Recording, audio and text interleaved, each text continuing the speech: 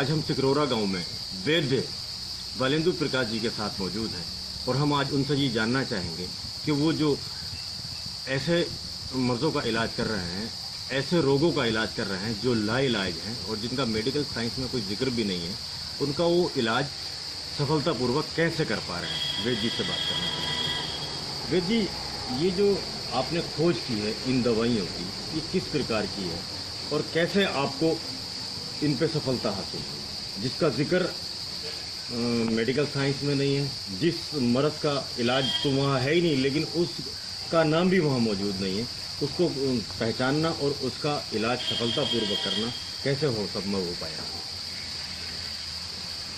अगर मैं बोलूं कि मैंने इलाज खोजा है तो वो कुछ अतिशोक्ति होगी। ये इलाज जो हिकमत है हमारी, आयुर्वेद है, यूनानी है, स्पेशली क्योंकि हमारे देश की हैं, इनके अंदर बहुत सारी चीज़ें भरी हुई हैं, ज्ञान की बात। और हमारे जो पुराने वैद्य हकीम थे वो मरीज को देखते थे और हिकमत का सबसे बड़ा उसूल था कि बीमारी की वजह क्या है और बीमारी की वजह देख के वो फिर इलाज करते थे।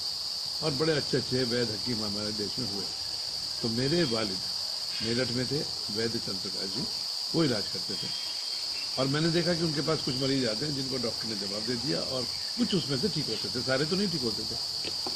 फिर मैंने देखा कि कुछ बीमारियों के मरीज उनके ठीक होते हैं, बाकी नहीं ठीक होते।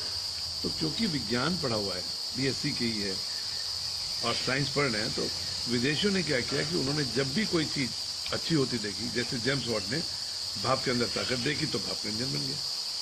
न्यूटन ने पेड़ से फल को आते हुए देखा तो ऑब्जर्वेशन करी। जैसे एक पादरी थे मेंडल, उनका बायोलॉजी से कोई लेना देना नहीं था, परंतु चर्च के पिछवाड़े में देखा कि लाल मटर, सफ़ेद मटर, तो आगे लाल होती है, सफ़ेद होती है, कुछ गुलाबी हो जाती है। तो मैंने कुछ नहीं किया, मैंने अपनी पढ़ाई के साथ BSc के बाद मैंने देखा कि मेरे वालिद से कुछ बीमारियां ठीक होती हैं और वो ऐसी बीमारियां जो कि एलोपैथी में लाइलाज है। मैंने उनको डॉक्यूमेंटेशन किया और अनफॉर्चुनेटली उनका इंतकाल थोड़ा जल्दी हो गया। तो मैंने BMS आयुर्वेद की डिग्री करने के बाद उसको और संकलन किया और संकलन करके जब आपके पास एविडेंस होते चले गए, प्रमाण होते चले गए, तो आज वो एक स्ट्रक्चर बन गया। तो इसकी वजह से और जब आप काम करोगे तो मैं उनमें तो हूँ नहीं कि वो कहूँगा कि 70 साल में कुछ नहीं हुआ। मेरे को अपने वालिदों से, अपने बुजुर्गों से जो चीज़ें मिली, धीरे रेस होती है कि उन्होंने मशाल यहाँ तक जलाई, मैं आगे लेके चला। तो थोड़ी सी बुद्धि जो उनसे मिली थी, फिर थोड़ी अपनी बुद्धि होती है, फिर साथी संगी होते हैं।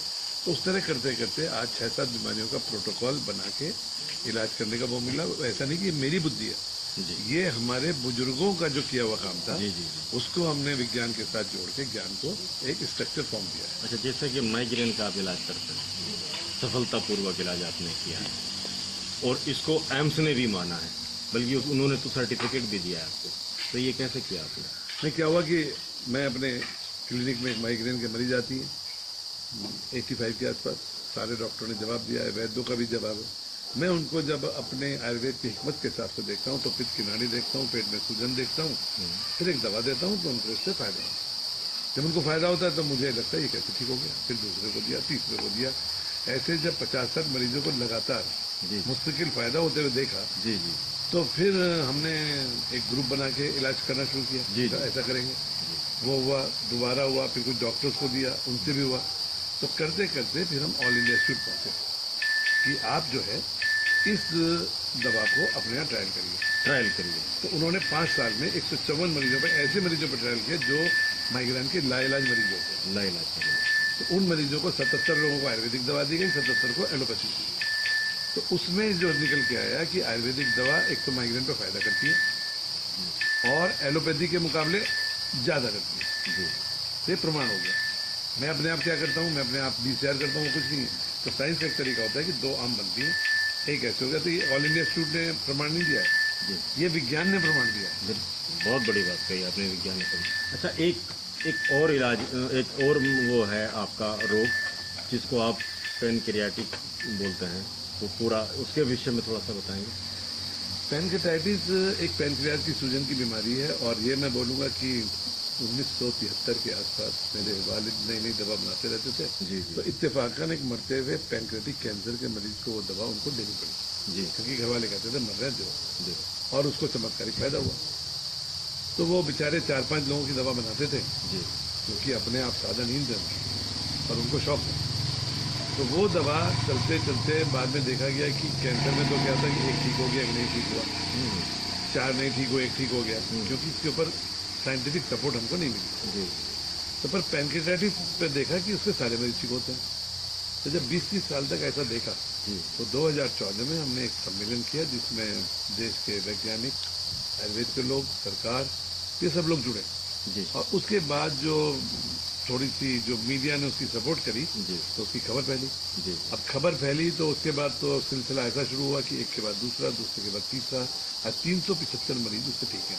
तो पैनक्रियाटाइटिस एक पैनक्रियाज की सूजन है जो कि एलोपैथी के हिसाब से बढ़ती जाएगी और 30% लोगों को 10 साल में, 50% लोगों को 20 साल में मार देगी या कैंसर हो जाएगा। तो ये तांबा पारा गंधक के योग से जो बनी हुई दवा है, देखा गया कि पहली डोज के बाद ही इस बीमारी की रोकथाम शुरू कर देती है। और ये एक तरह का स्लो कैंसर है पैनक्रियाटाइटिस, क्योंकि पैनक्रियाज की सूजन पीछे नहीं जाएगी और आगे बढ़ती जाएगी। तो एलोपैथी में इसका कोई इलाज नहीं है। पर जब आयुर्वेद से इतने आसान तरीके से इलाज हो रहा है तो मैं कई बार सोचने पर मजबूर होता हूँ कि एक तरफ इतनी बड़ी एलोपैथिक साइंस है, 11,000 करोड़ की इसकी वो दवा बिकती है जिससे कोई इलाज होता ही नहीं है, और एक तरफ हमारी चूल्हे में बनी हुई मिट्टी की हंडिया में पकी हुई दवा काम कर रही है। इसका मतलब है कि किसी को जाना तो सूरज देखने है, उगता हुआ सूरज, जी जी, पर वो जा रहा है पश्चिम में। तो एलोपैथी की जो सोच है फिलहाल की, और वो हमारे देश की नहीं है, ये विदेशों से आती है जी। पर हमारे देश में जो आयुर्वेद था, अगर हमारे देश के वैज्ञानिक और हमारे देश के डॉक्टर्स, जो कि सरकार बार बार कहती है, कहती तो बहुत कुछ है, ये तीनों मिलकर अगर काम करते हैं तो हम शायद दुनिया में आज मेडिसिन के क्षेत्र में टॉप पर होते हैं। और हमारा जो रुपया जो है, एक शायद $1 में $60 आते हैं, जी जी जी, क्योंकि हमारे पास वो खुदा की दी हुई, हमारे बुजुर्गों की दी हुई एक ऐसी विधा हमारे पास मौजूद है। यह हमारे साथ वैद्य बालेंदु प्रकाश जी, इन्होंने, आपने सुना कि किस तरह से इन्होंने ऐसे 2 मर्ज जो लाइलाज है, जिनका इलाज मॉडर्न टेक्नोलॉजी में नहीं है, एलोपैथ में नहीं है, उसका इलाज बखूबी यहाँ हुआ और लोगों को लाभ हुआ। जहाँ पे लोगों के घर बिक जाते हैं इलाज कराने में और वहाँ रत्ती भर भी फ़ायदा नहीं होता, लेकिन हम देख रहे हैं कि यहाँ लोग बहुत बहुत दूर से आ रहे हैं, विदेशों से भी यहाँ मरीज़ आ रहे हैं। और राष्ट्रपति ने भी, भारत के राष्ट्रपति ने भी पद्मश्री अवार्ड से सम्मानित किया है वैद्य जी को, फ़हीम खान और गुंजन अग्रवाल जी। मैंने आपको देखा है कि आप लोगों का इलाज करते हैं और आज आप यहाँ खुद बैठे हैं, तो क्या महसूस कर रहे हैं, किस तरह से देखते हैं? मैं आज से 3 महीने पहले एक वर्कशॉप, मैंने पता लगी कि मेरे शहर के पास एक वर्कशॉप हो रही है, एक वैद्य जी हैं, वो दवाई बनाना सिखाते हैं, और मुझे कुछ नहीं सूझा कि मेरे को सीखना है, और मैं आ गया। जब यहाँ पे आके देखा कि जो चीज़ हम बुक में पढ़ते थे और शायद आधी से ज़्यादा चीज़ें पढ़ी भी नहीं थी, कि वैसी दवाइयाँ यहाँ बनते हुए देखी हमने। जब दवाइयाँ बनती देखी, उसके बाद यहाँ पे मरीज़ों से हम मिले तो देखा कि यहाँ पे अलग ही तरीके से चिकित्सा हो रही है। यहाँ पर हर मरीज़ के जड़ के ऊपर, हम जड़ के ऊपर काम ही नहीं करते हैं, हम आज के समय पे बेसिक्स के ऊपर काम ही नहीं करते हैं। हम सिर के दर्द के ऊपर लगे हुए हैं, शिरोधारा कर रहे हैं, नस्यम कर रहे हैं, पर यहाँ आके पता लगा वो बीमारी तो लीवर की है। और बातचीत में मैं क्रम को आगे बढ़ाते हुए आपको बता दूं कि एक माइग्रेन एक बहुत ही अपने आप में एक ऐसा मर्ज है जिसके इलाज का ये बताया गया है कि बड़ा मुश्किल इलाज है इसका, और शायद मेडिकल साइंस में इसका इलाज है भी नहीं। एम्स के अंदर जो हमारे वैद्य जी हैं बालेंदु प्रकाश जी ने एम्स के अंदर रहने के बाद उन लोगों का उपचार किया जिनको माइग्रेन था। माइग्रेन का इलाज में उनको सफलता मिली, और सबसे बड़ी बात यह है कि एम्स ने उसको माना, वैद्य जी के इलाज को माना और अपनी मोहर लगा के दी कि हाँ, आप